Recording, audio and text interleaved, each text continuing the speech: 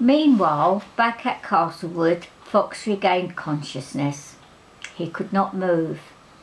"Oh no, the rotten sods have crippled me and left me to starve to death." Then he realised it was some weight holding him down, and not that his body had packed up. Fox put his hand behind and felt flesh.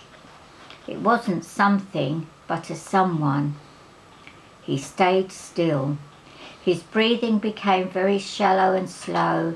He could see nothing due to the mud in his eyes. He had never been so terrified in his life as he was at that moment.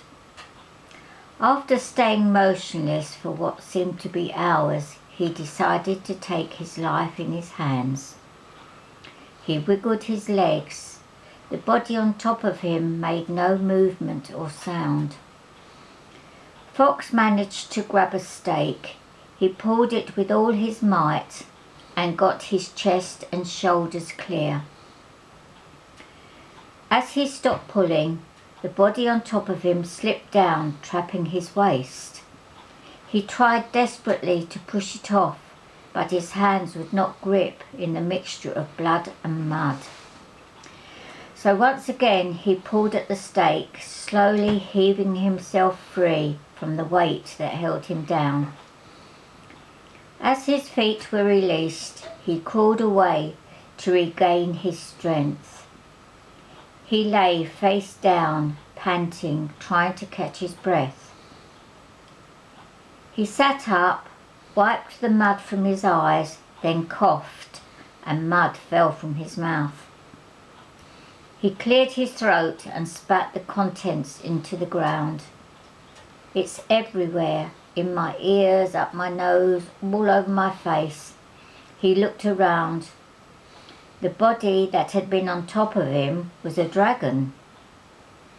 No wonder I couldn't move with that fat lump lying on top of me. It's a foot soldier. Those things weigh a ton. It's badly cut up. At least that's one that didn't survive. Fox looked around. There were bodies everywhere. Men stuck to doors by spikes. Warriors with arms missing, legs hacked off. One man had been completely cut in two. The top half of his body was by a hut. The legs and waist were about 20 feet away, as if someone had pulled him apart and discarded him like some broken toy. There were bodies squashed so badly they were unrecognizable as people. It was like hell on earth. Blood, bodies, limbs, fires everywhere Fox looked. The ground was red with blood, as it had been a hot day in the village, and smelled of rotting bodies. Fox heard warriors moaning in pain. He went to one man stuck to a door. He lifted his head. "Hello, Fox, my leader. Please grant me this one last request." "Of course I will," said Fox. "Kill me. I can't take the pain anymore, and make it quick." So Fox walked up to the man, put his hands on either side of his face, then twisted his head sharply to the left. His bones cracked and his suffering was over. He pulled the pike from the body and it dropped to the ground. Fox just sat there amazed at all the carnage that surrounded him. He could not believe his eyes, so much death and destruction in one place. Fox sat there thinking, trying to get his mind back to the reality of what had gone on. His head just kept on spinning round and round. He was feeling very old and lonely. Everything was sore, his legs, his arms, his back, his chest. He felt like death warmed up, which was not a bad description considering how close to death he had come that day. Then he put his hand down by his side and felt for his sword. The fact that it wasn't there was enough to jolt his mind back to full function. What have they done? What's it all in aid of, and where the hell are my children? He jumped to his feet and ran towards his home. His legs felt like lead. It was painful, every step he took. When he reached his house, it was burnt. Just the timber frame stood and the door. He pushed the door and it fell off its hinges. I'll have to fix that later, he thought.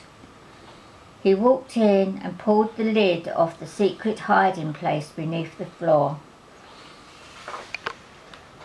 They are here, my sword and shield. This means my children were alive at the end of the battle. There's a good possibility they're still alive now.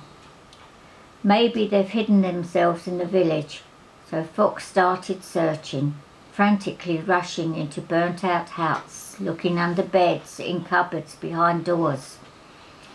Then he checked what was left of the stables, went on to the meeting hall, but that had been completely destroyed by fire. His last hope was the storehouses. He pulled the massive doors. Children, come out, it's your father Fox.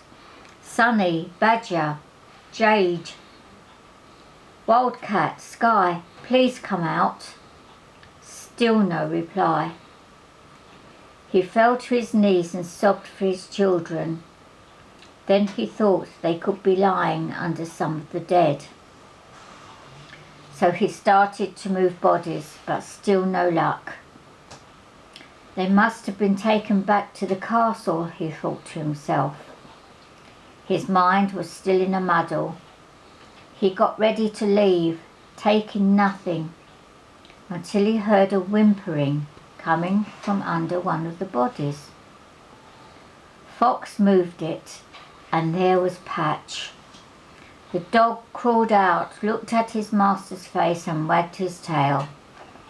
Then Fox patted his shoulders and the dog leapt up, placing its front paws on his master's shoulders, and stood there quite contented. Then he set about cleaning his master's face, licking him excitedly. Well, at least I'm not totally alone. Apart from the children, I couldn't think of anyone I'd rather see right now. Then, just to add insult to injury, the skies opened up and the rain poured down. The whole village seemed to disappear beneath a cloud of steam. Rain was hitting the hot ashes, and Fox could hear it hissing and bubbling as the fires began to die. Fox sat a while and watched as the rain hit the burning pieces of wood. They seemed to disintegrate and turn to dust. Fox had never felt so empty and in pain. It was worse than any injury or pain he had ever felt before. He wanted to cry one moment and kill someone the next. Afraid and hurt, confused and in such pain, with no chance of relief, no magic painkillers, it had become an unbearable situation.